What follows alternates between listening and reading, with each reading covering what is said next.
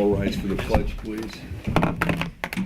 Pledge allegiance to the flag of the United States of America and to the republic for which it stands, one nation, under God, indivisible, with liberty and justice for all.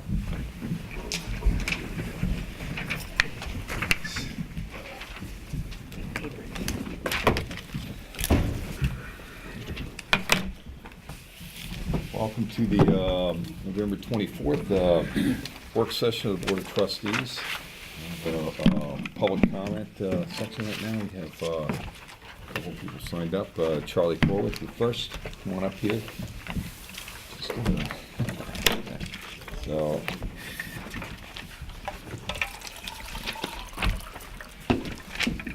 Hi, Charlie Corwith, Corwith Auto Body and Watermill. I came down here to see if I could negotiate any kind of towing rate increase for the village. It's been 10 years since the last increase, Okay.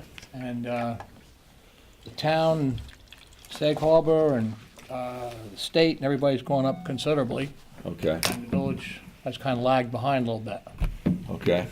And, Yeah, I mean, I don't really want to do a negotiation in a public format. So, but we could have a meeting, bring the chief in, and we can look at Okay. what comparable numbers are with everybody else, and then Sure. Rich and myself and do that.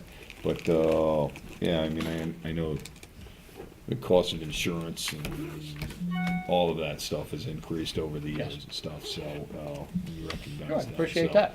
but, I mean, you just wanted, the towing fees for us, I think, are like, what, $325 or? In the village? Yeah, in the village? No, Or it's is it $150. Well, it's $150. And $175. $175 for Day and you night. guys, but we actually charge like the $325 because it's a whole processing fee. Which Right, yeah, I we- understand that.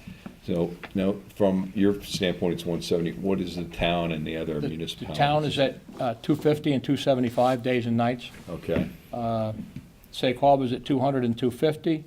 The state is at $325 and $350. East Hampton's at $350 and $400. okay, all right. Yeah, because we're gonna wanna go back and look at what the municipalities are actually charging, because there's an administrative function to it Okay, yep. at each one of these, and then we can sit down and have a discussion, and then we can bring it back in here, and I know that, is there any kind, do we have to go through public hearings on this, Rick?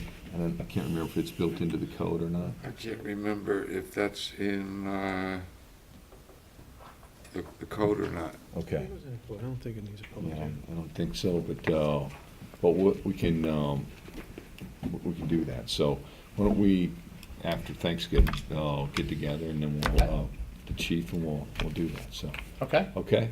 Charlie, I appreciate you coming in. Give you here. a call, or you give me a call? or- Actually, Brenda will give you a call, Okay? because I got your, Sep- yeah. 726? 2776? Okay, all right, thank you. Hope to hear from you. All Have a right, good Charlie. Thanksgiving. Okay, everybody. thanks, you Charlie, too. Have a good Thanksgiving, thanks. Evelyn Conrad? May I ask you to give one of these to each of them? Bill, can I ask you if you have a copy of it to either J.D. Zing or line agreement? They're not here. A copy has gone to the Southampton Press. Hi.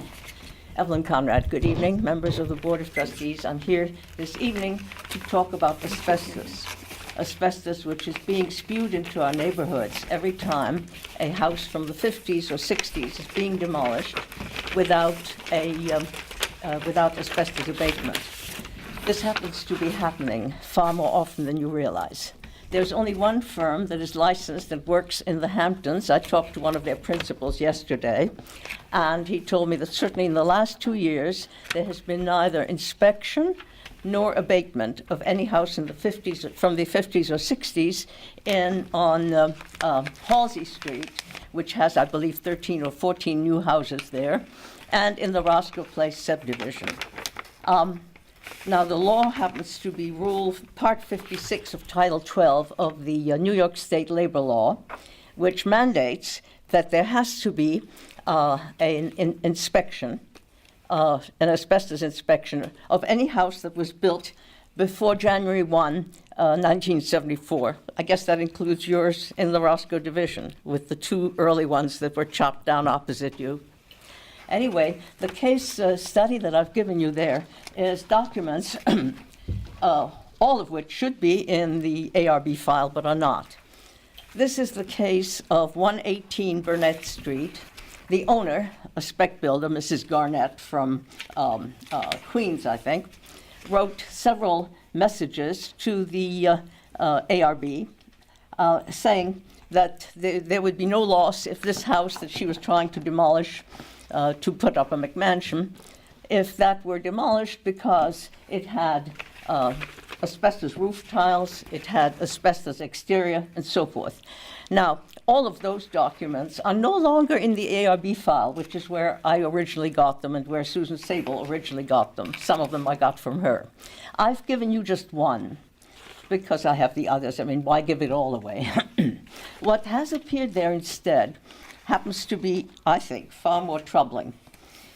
It is a May 6, 2013 statement from Eastern Environmental Solutions by one of the principals, talking about having done a site inspection on the 6th of May. There's just one thing wrong with that.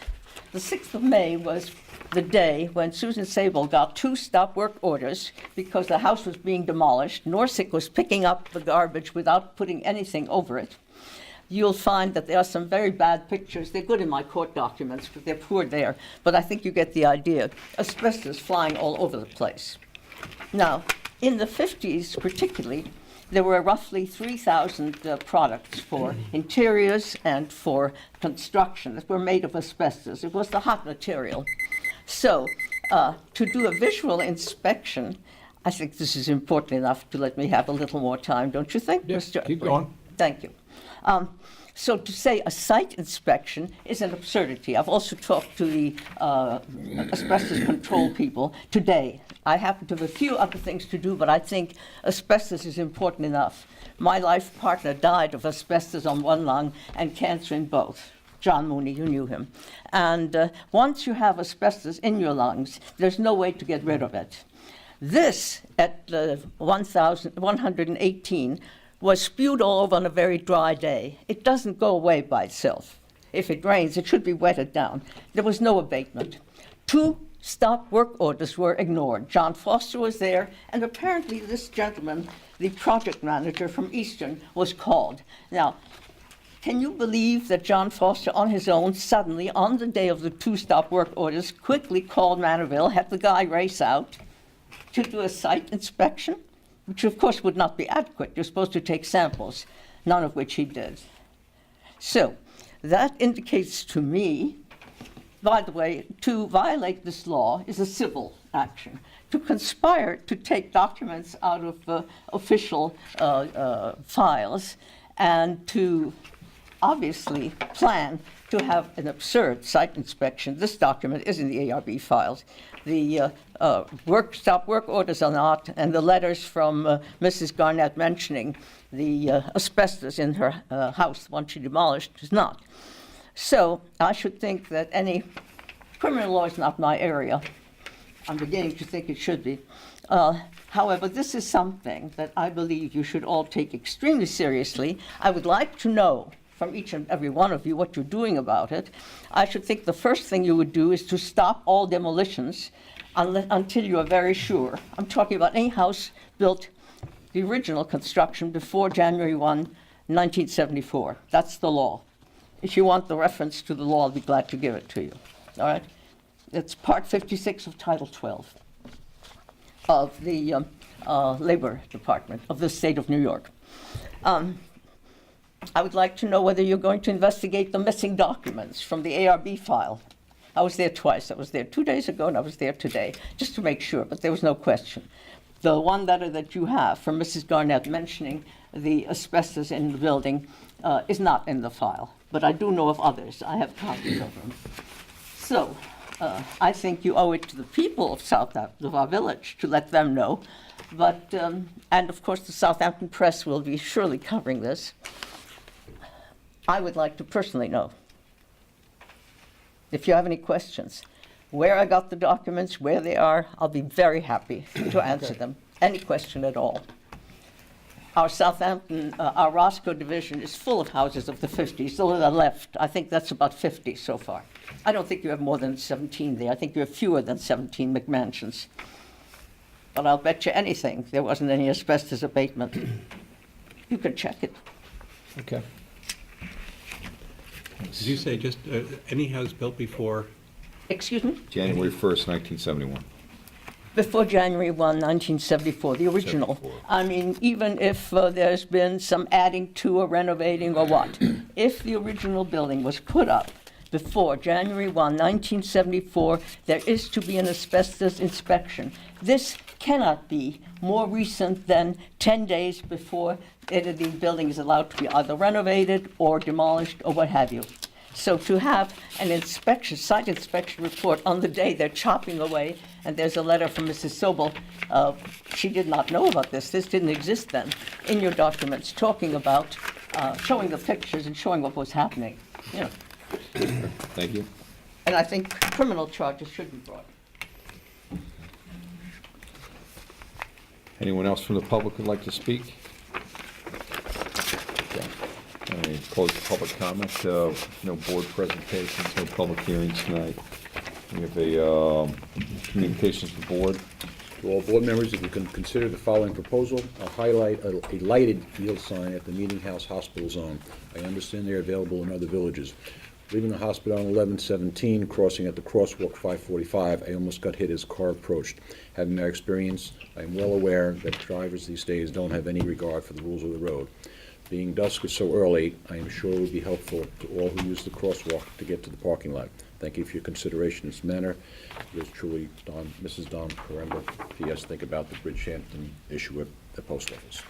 It is, because in East Hampton, they have in some of the places, They these light it. lighted crosswalks. And, It's a good Yeah. idea. I think there are certain places around that hospital one, because it's very dark over there, and Right. people are going back and forth. So we should actually explore that. Ask Gary to look into what's available. Because I think even, like on Job's Lane, where people are coming down Job's Lane, down Hill Street, and then they're making that turn, that first crosswalk It's very is difficult. very, very dangerous. The first and the second. Right, those two. There's a short distance between Yeah. them. But maybe there's some grant money we can talk to Jen about. And especially with the death in Bridgehampton at the Right. crosswalk. It's something we probably should explore in a few different places. Because I'll tell you what, they really are very helpful. Yeah, they are. So maybe East Hampton, we could talk to them about how they, because I think that's a state road that goes through there. Okay. It's or account 27. So I don't know if the village paid for that or if the. I'll call Becky. Yeah, call and talk to Becky and see what, but yeah. Any other places that we should be exploring? Well, we should look at any of the crosswalks that don't have lighting. Right, You know, some of them are pretty dark. yeah, Okay. the high traffic They have. areas and stuff, so, yeah, definitely. Even on Hampton Road, between, Cidarella's and there's a Chinese food, people are Yeah, going I see back that and all forth in there. across that all the Right. time. Well, they moved that walkway closer down, Yeah. a little bit further Yeah. towards the school. So, Pretty lit up there, though. I think. yeah, I mean, I think, I'd have to look at it again, but I think Okay. that's pretty lit up as opposed to even the corner of right. going over to Potteryborn there. I don't know how lit up that is. You'd think it is, but for some reason it seems dark to me. Okay. Okay. I'll check So with Gary we'll- and see what's out Find there. out what the, okay. Okay. Resolutions, item 1, resolve that the reading of the minutes for the public session of November 12th, 2015 be dispensed with, and that those minutes be accepted as filed by the village administrator. The actions taken in that meeting be and hereby are ratified and approved. Have a motion? Second? Second? All in favor? Aye. Resolved that the claims for the warrants dated November 24th, 2015, totaling $2,519,605.37, warrant 8 general fund, $234.10, and $3,104.17, warrant 6 and 12 trust fund, $32,078 from warrant 6 capital reserve fund and the village payrolls, from October 30th to November 25th, 2015, be ordered and approved. Have a motion? Make that motion. Second? Second. Discussion. Item 1, CSE Employee Benefit Fund, December premium, $25,129.50. Page 2, Eberhard Nursery Shade Trees for the Parks Department, $1,620. Page 3, Fundamental Business Services Court Collection Fees, $4,455. Gordon Von Teller Group, 3,005 gallons of diesel fuel, $4,647.85. Page 4, Island Tech Computer Maintenance Contract for Fire Department, $9,107.70. J.J. Sims Backflow RPZ Valve Repair, $1,595. Compton Inc. Playground Equipment Repairs, $2,418.51. Page 6, Nelson Pope and Boys ZBA Consulting Fees, $1,023.75. And Nelson Pope and Boys, $15,726.95. This is for the Building Department application analysis. Page 7, New York State Employment Retirement System, $1,076,226 for I was 20. gonna say, we were just about to get a bargain on that one, right? Freudian slip, let me tell you. Definitely a Freudian slip. Well, that's where it should be. That's it, exactly. New York State Employees Health Insurance for December, $254,802.92. New York State Police and Police Retirement Contribution, $1,044,190. Page 8, Pitney Bowes Mail for the Village Clerk's Office, $2,400. Power Equipment Plus Chainsaws and Parts for the Parks Department, $1,031.19. PSE&G Long Island Collection Services for PD, $3,435.14. Page 11, Southampton Chamber of Commerce, a contribution for the September Fest, $8,500. Southampton Christmas Lights, repairs to lights on Jobs in Maine, $2,469.50. Sprague Operating Reserve, 3,000 gallons of gas, $4,540.80. Suffolk County Water Authority, bill for the Parks Department, $1,715.59. Vince Toomey, October legal fees, $22,862.28. Verizon, October bill, $3,890.54. First trust warrant, Center for Municipal Solutions, Rich Comey, bill for Capital Telecom application, $1,925. And the Capital Reserve warrant, Rosemont Construction, paving at the Antique Barn, $29,400. And Slack Test boring for the ambulance barn site, $2,678. Further discussion? All in favor? Aye. Item 3, resolved that the Board of Trustees hereby approves the attached schedule of budget transfers to eliminate overages for the period ending November 24th, 2015. Have a motion? Make the motion. Second? Second. Discussion. Item 1, 2,000 into Justice Court supplies from contractual. Item 2, 2,000 to Central Garage Equipment from supplies. Item 3, 1,000 to Building Inspector contractual from miscellaneous. Item 4, 2,000 into street lighting contractual from supplies. Item 5, 2,400 into shade trees coming from shade trees contractual. And the last one is 78,000 into 78,097 into state retirement fund, and 15,211 into police retirement fund, with 93,308 from compensated absences. All in favor? Aye.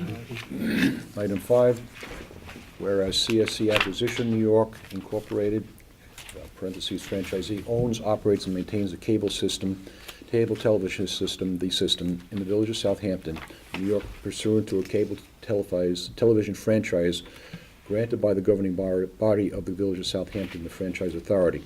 And franchisee is the current duly authorized holder of the franchise, and whereas pursuant to an agreement and plan of merger agreement, Neptune Merger Subcorp, a Delaware corporation and subsidiary of Altice NV, acquirer, will merge with Cablevision Systems Corporation, Cablevision, which owns 100% of the ownership interest in franchisee.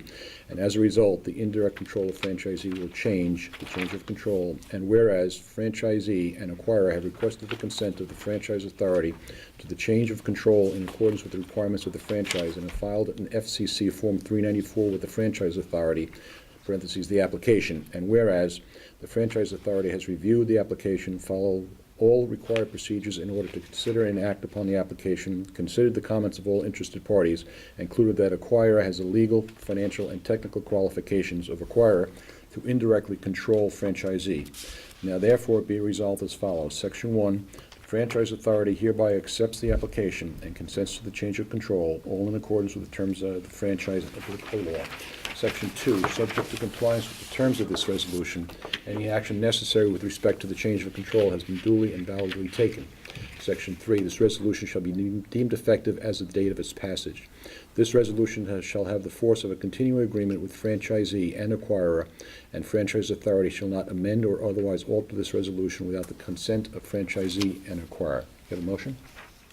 I'll make that motion. Second? Second. We have discussion on this. Yeah. Rick? You want to? Okay, as I mentioned to you at the last meeting, we have a booklet with all the information on this.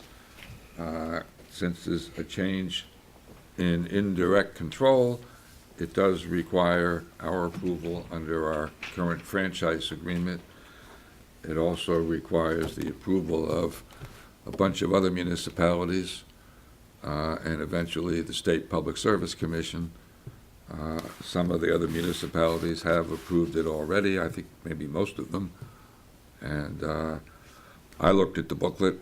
I don't have any issues regarding this matter. I don't have any expertise with respect to Cablevision stuff and all that, but our franchise agreement itself is not changing.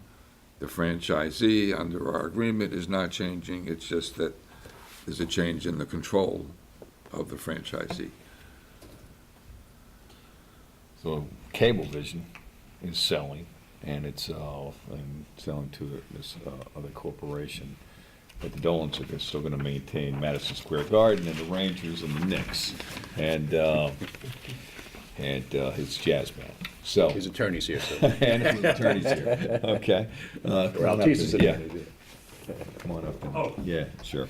How are you? Jim Gorin, I'm outside counsel to Cablevision, and I think your attorney eloquently described it. It's pretty much a ministerial act. Everything will, I believe, stay the same as it relates to your relationship with the company. All the people should still be the same. It's really just a new parent corporation that's taking over. Any questions or comments from board members? No, pretty straightforward. Okay. All in favor? Thank you very much. Aye. Aye. Okay. Item 5, resolved that the Board of Trustees hereby approves the updated Family and Medical Leave Act, FMLA, leave policy. Have a motion? Make that motion. Second? Second. Discussion. This is just an update. We did have originally in the manual a while back. As we discussed on a few of the other policies, we're just spinning these out separately. It's been reviewed by Vince Toomey's office, actually prepared by them. All in favor? Aye. Resolved that the Board of Trustees hereby accepts the deed from the Suffolk County National Bank of Riverhead to the Village of Southampton for the property located at 249 North Sea Road, Southampton, New York, 11968. Have a motion? So moved. Second? Second. Have discussion on this. This is the piece of property that, there's 3 pieces of property on the corner of Hillcrest and North Sea Road. The southernmost is owned by the village. The middle property is where the Eastern African American Museum is, and that's purchased with community preservation funds. And the third component is the property that's owned by Suffolk County National Bank. So through a period of time and a lot of perseverance from Brenda and we're in that position now where they are deeding the property to us, and it affords opportunity for growth on at the museum. We talked about over a period of time, and I know at the next board meeting, their president is going to come here and do a formal presentation of the deed to us. So, any other questions or anything? No? Okay. All in favor? Aye. Aye. Mark, after the meeting, I have the forms that go with the deed Okay. that for you to sign to accept it. Okay. Thanks. All right. Item 7, resolved that the Board of Trustees hereby approves the amendments to the Southampton Fire Department bylaws as recommended by Chief Camp. Have a motion? So moved. Second? Second. These are the bylaws that we distributed last week with regard to the classifications. So, just to give everybody a rundown on this, why don't you, Rich, you wanna give the rundown on the fire department? Yeah, it was just, classifying training requirements and eligibility requirements from new members, probationary members, and eligibility for, LoSAP benefits going down the road. So it just, it was ambiguous language in the old bylaws that didn't really clearly delineate who was eligible for what. And again, the definition of time served. So this way is a little more concrete, takes out all the ambiguity. Any further comments or? Okay. All in favor? Aye.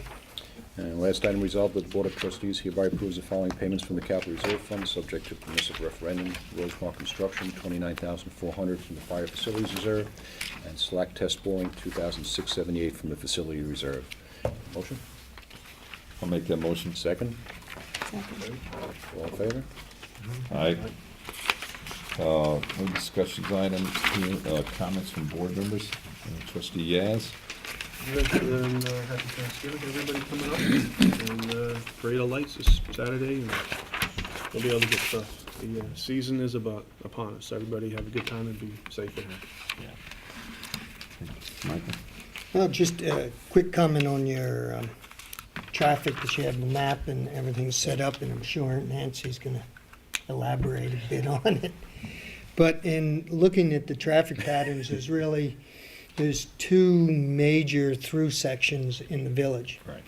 One on Hampton Road and the other one going down Prospect Street.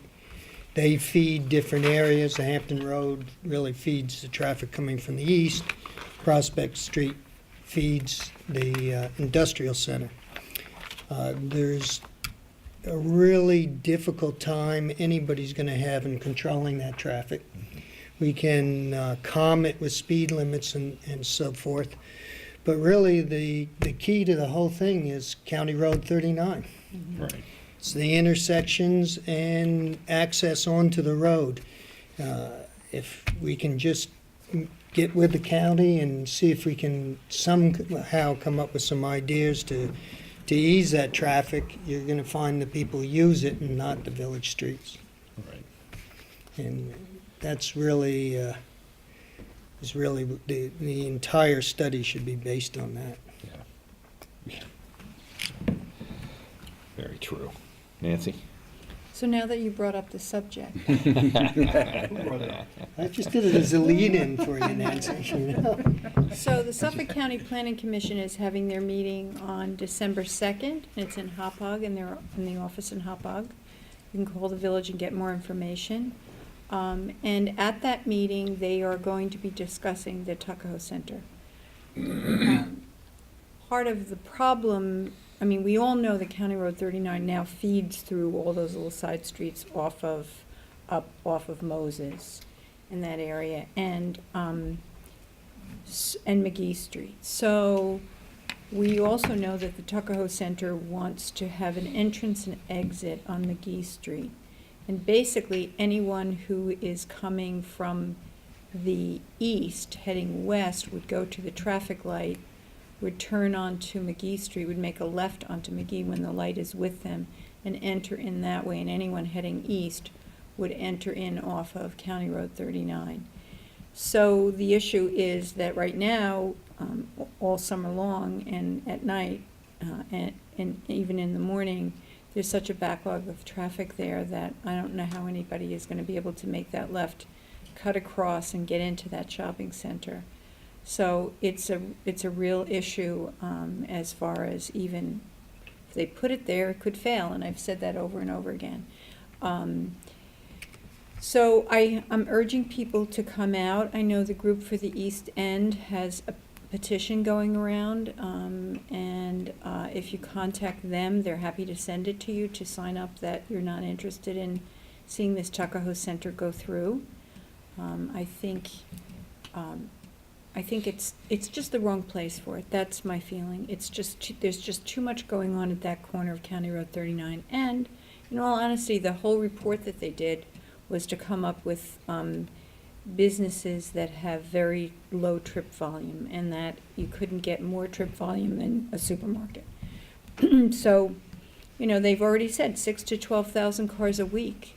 I mean, I can't imagine 6 or 12,000 more cars trying to get in that location to get in and out of that shopping center.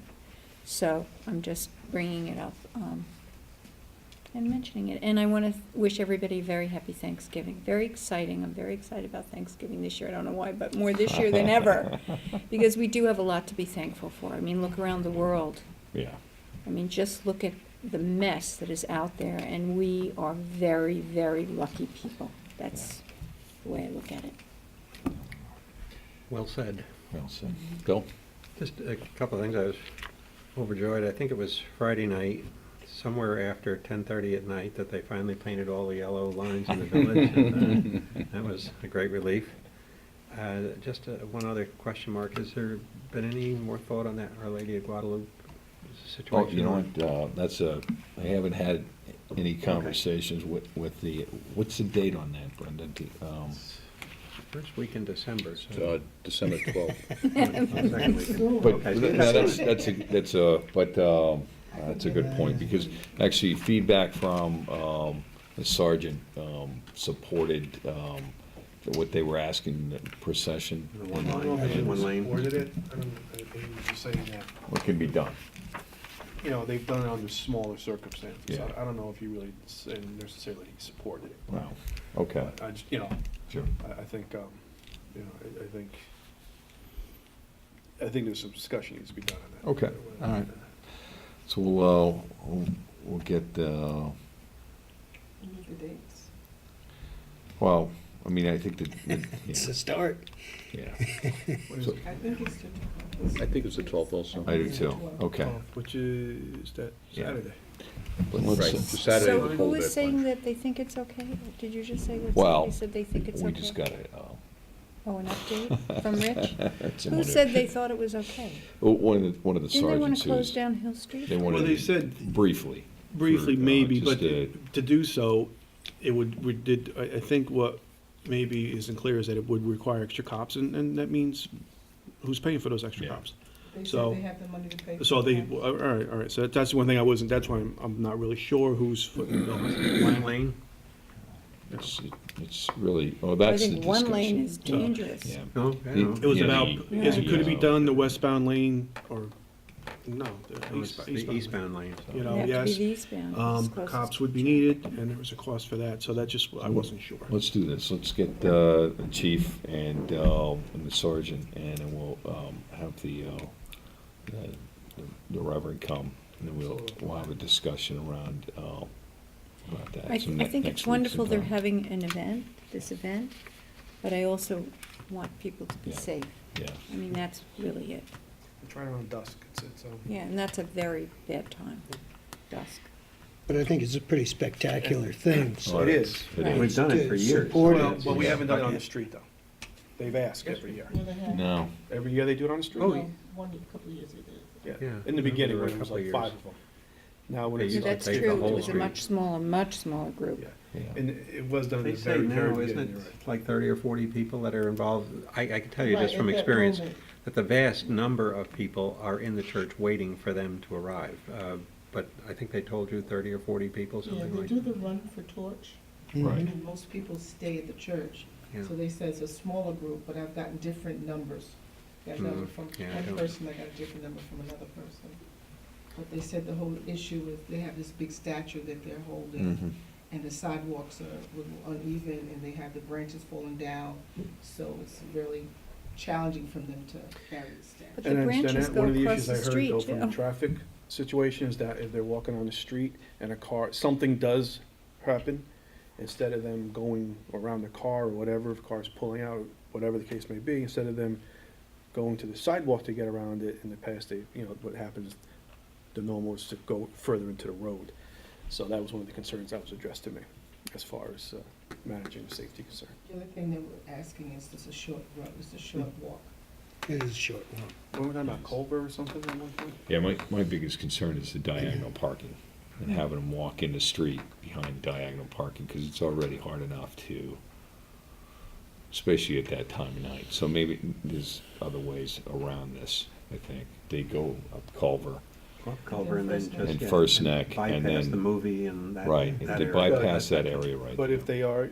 if we are gonna say, certainly, definitely close down the eastern part for a very short time.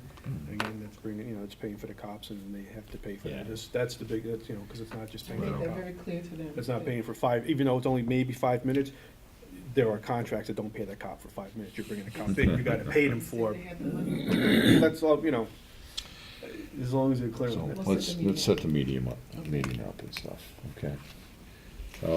And I just wanted to, so on Saturday is the tree lighting, so at 4:45, that's the start of the parade of lights with the fire truck parade.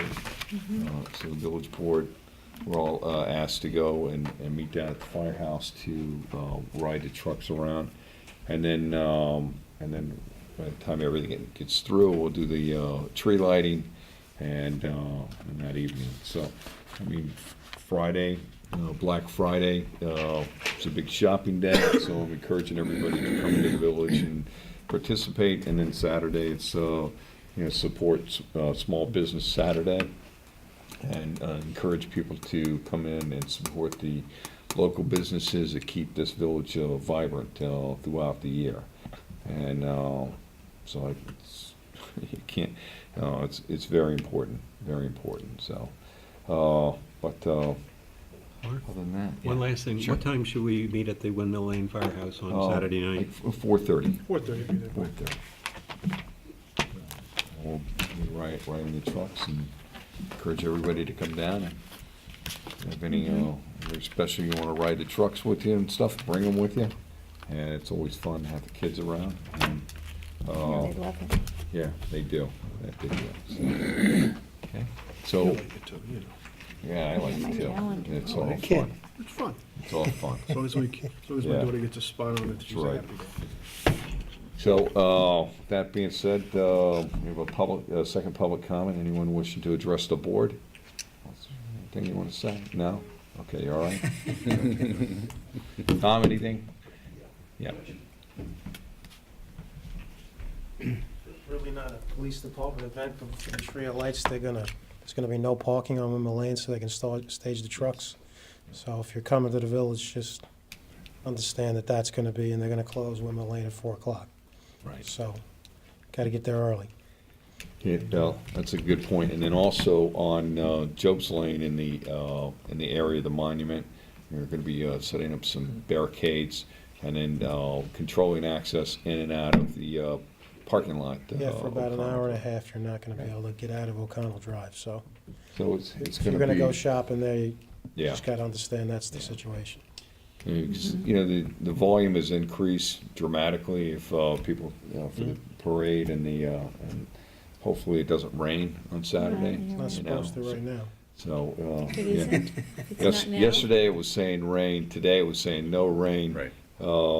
Saying, I don't know. they're saying warm now, Only too. Tuesday. Yeah, so it's Tuesday, so, yeah, Snow. 60 degrees, 50, 60 degrees. Maybe Monday. you never know, so, but we're Yeah, gonna, now the rain is supposed to be Monday. Yeah. so we did have a meeting with the chief and myself and members of the Christmas tree lighting committee and the Christmas decorations committee, and we talked about safety and ways to do that, because what happens is that the crowd has a tendency to shrink down the lanes and travel. So by installing the barricades up, it actually will separate the children from the fire trucks greater. And that's one of our biggest concerns right there. And we're asking the participants not to throw candy out, which they have a tendency to do from some of the fire trucks, which, some child decides they're gonna run out there, they could get hurt. So I guess the plan is that the trucks, after the parade, will go on to Windmill Lane, and you can come look at them on Windmill Lane. Oh, And the nice. last truck with Santa Claus will pull in front of the cultural center. Right. So, Oh, good. So it's, the chamber will be, it's a group of people that are gonna be voting on the parade, the best fire truck, and so it's gonna be a good evening, that should be. okay? All right, thanks, Tom. Anything else, guys? Okay. So I'm gonna make a motion to adjourn. Second? Second? All in favor? Aye. Aye.